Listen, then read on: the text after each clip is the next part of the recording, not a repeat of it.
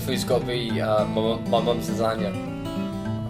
Yeah, personal favourite growing up, and even now, whenever I go over and see her, she'll cook it for me. So, and cook extra so I can take some home.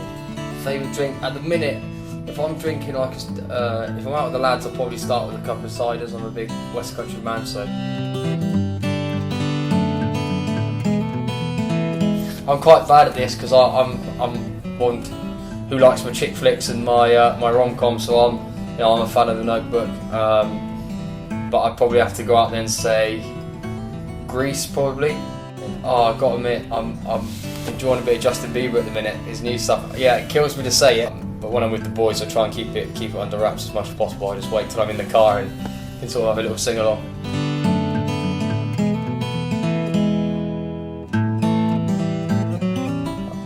Obviously for me, I was 13 years old when Johnny Wilkinson dropped the drop goal over to win the World Cup. I know it's a pretty obvious one, but I was at that age where I loved everything about rugby, and then that was just, up early at the local rugby club, and the parents put on breakfast for the whole club. So, sat there, bacon sandwiches, bowl of cereal, watched England win the World Cup. So I'd probably say that.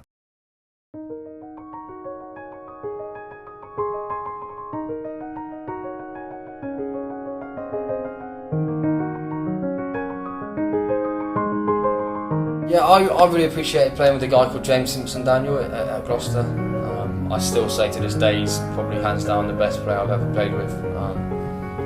I was lucky enough when I did my first ever pre-season, he was my gym buddy along with Tom Boyce. So I got on well with Sinbad, and he was just did ridiculous things on the pitch.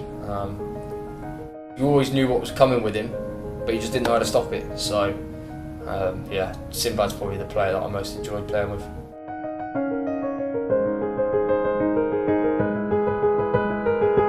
For me, and I play with him now, is Mani Tuolangi. He's just, in terms of just physical and just hard, and defensively, he's a world-class player. In attack, he's world-class. He's got a great.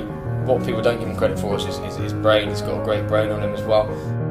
He makes good decisions on the ball, and then when he makes the decisions, he backs them with his pace and his physicality. And for me, quite a skinny fly half to try and tackle Manu was just a pretty non-starter, to be honest.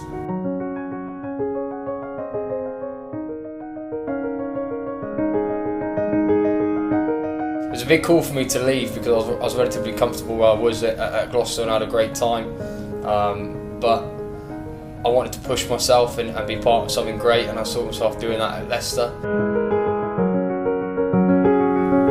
Obviously it's a massive club, and a club with so much tradition and history, and I probably didn't start my time at Leicester quite how I wanted. I didn't quite hit the form that I wanted to, and found myself not necessarily playing as much as I'd like, but I just kept my head down, kept working, and I had a good little run of games toward the end of the season last season.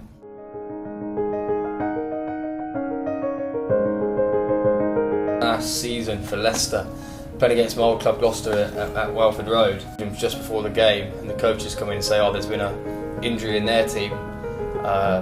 Freddie Burns is now starting at fullback, and I'm there in a Leicester Tigers changing room, probably the greatest club in English history, knowing that my brother is playing for Gloucester, another very well respected English club.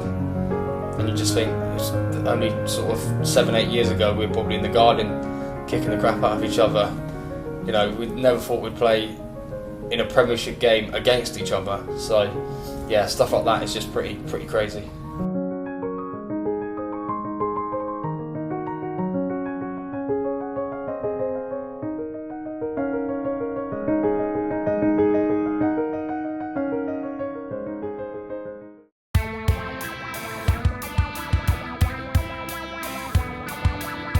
To make your debut against the All Blacks is one thing. To make the debut against the All Blacks and win is just something that you never think would happen.